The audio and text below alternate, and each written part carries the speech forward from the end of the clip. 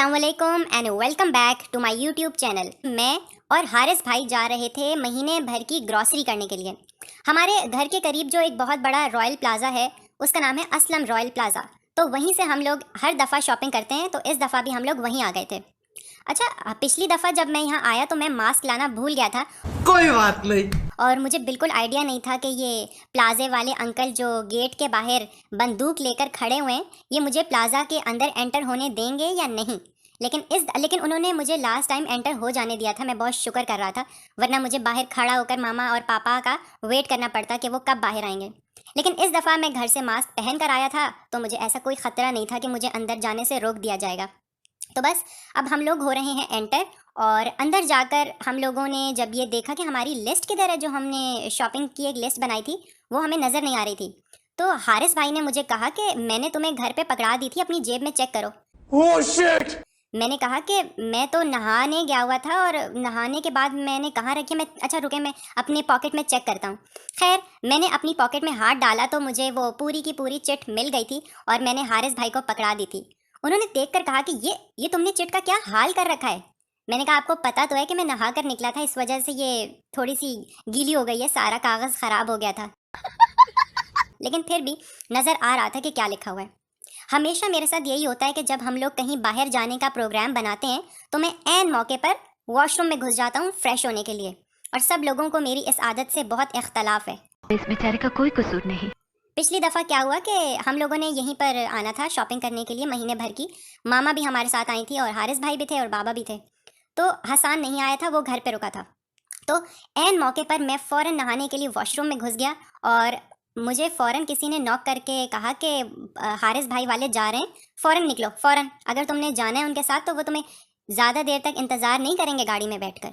मैंने कहा अच्छा बस मैं अभी आ रहा हूँ। अरे भाई, मैंने ये लफ्ज़ ही बोले थे अभी कि बाहर से हॉर्न बजना शुरू हो गए गाड़ी के, पीप पीप। पापा ने भी आवाज़ें लगाई मुझे, बेटा नीचे आ जाओ, हम लोग निकल रहे हैं, तुम लोग ऐन मौके पर वॉशरूम में घुस जाते हो।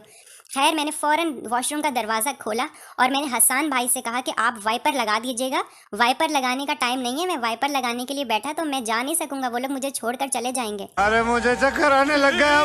फिर हसान भाई पता नहीं क्या बड़बड़ा रहे थे और मैं तो खैर भाग गया था। तो बस अभी ये देखें, हम लोगों ने महीने भर की शॉपिंग शुरू कर दी थी और मैंने जैसे ही फ़ोन उठाकर रिकॉर्डिंग शुरू की तो हारिस भाई ने मुझे कहा कि फ़ौरन इसको बंद कर दो, तुम हर वक्त ये कैमरा ऑन करके बैठ जाते हो, इतनी सारी चीज़ें खरीदनी है। मैंने कहा कि अच्छा ठीक है, मैं अभी आपके साथ ये सब चीज़ें ख़रीद लेता हूँ जो जो लिस्ट में हमने लिखी हैं, लेकिन प्रॉमिस करें कि सब कुछ ख़रीदने के बाद आप मुझे 10 मिनट देंगे ताकि मैं क्लिप्स रिकॉर्ड कर सकूँ। तो फिर ये सारी चीज़ें ख़रीदने के बाद जो थोड़े बहुत क्लिप्स मैंने बनाए थे उनको कंपाइल करके मैंने इस वाले व्लॉग में एडजस्ट कर दिया था। हारिस भाई ने मुझे कहा कि जाओ साथ वाले सेक्शन से गार्लिक सॉस लेकर आओ। तो बस गार्लिक सॉस लेने के बहाने मैं फ़रार हो गया और पूरे के पूरे तीनों सेक्शंस को मैंने कवर किया। तो कौन सा तीर मारा? ये असलम सुपरमार्केट है। ये असलम सुपरमार्केट रायवन रोड पर है, बिल्कुल एलडीए एवेन्यू के साथ। अगर आप लोगों का कभी इत्तेफाक हुआ है यहाँ जाने का, या आप लोग यहाँ आते जाते रहते हैं, तो मुझे कमेंट सेक्शन में ज़रूर बताएं। और यहाँ पर मैं ये देखें, फल भी बड़ी अच्छी क्वालिटी के मिल रहे थे, सब्जियाँ भी मिल रही थी, फल भी थे, गोश्त भी थे, बर्तन भी थे, और जितनी भी चीज़ें होती हैं, साबुन, शैम्पू और बिस्किट्स, टॉफ़ीज़, वो क्या होते हैं, वो शुगर के जो ऊपर डालते हैं, पाइनएप्पल फ्लेवर्स के जो हम बनाते हैं ना, अरे क्या बोलते हैं उनको, अरे कहना क्या चाहते हो?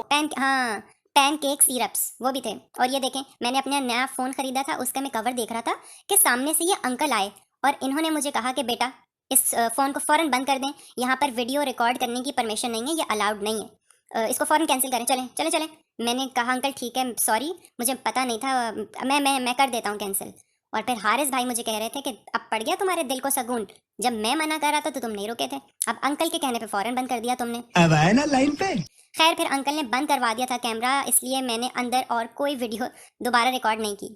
तो बस अब हम आ गए हैं मेन एग्ज़िट की तरफ, और यहाँ पर ये बड़े अच्छे अंकल थे जिन्होंने हमारा सारा सामान गाड़ी में रखवाने में हमारी काफ़ी हेल्प की थी।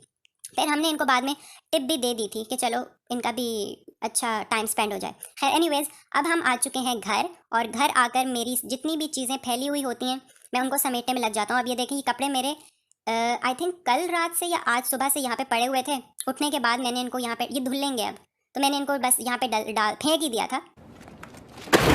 और यहाँ पर मैं अपने नए कपड़े प्रेस कर रहा हूँ, और जब मैं कपड़े इस्त्री कर रहा था तो नीचे दरवाजे पर दस्तक हुई।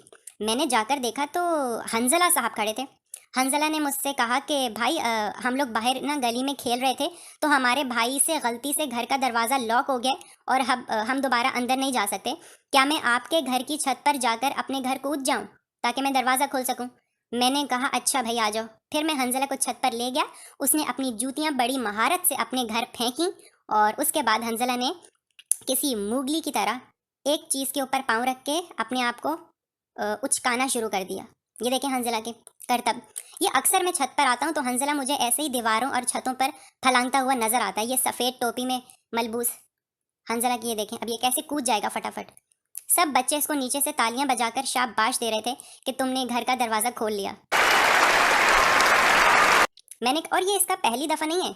अक्सर मैं ये सुनता रहता हूँ कि भाई वो छोटे भाई से दरवाज़ा गलती से बंद हो गया तो हमें आपकी छत पर जाकर दरवाज़ा खोलना पड़ेगा।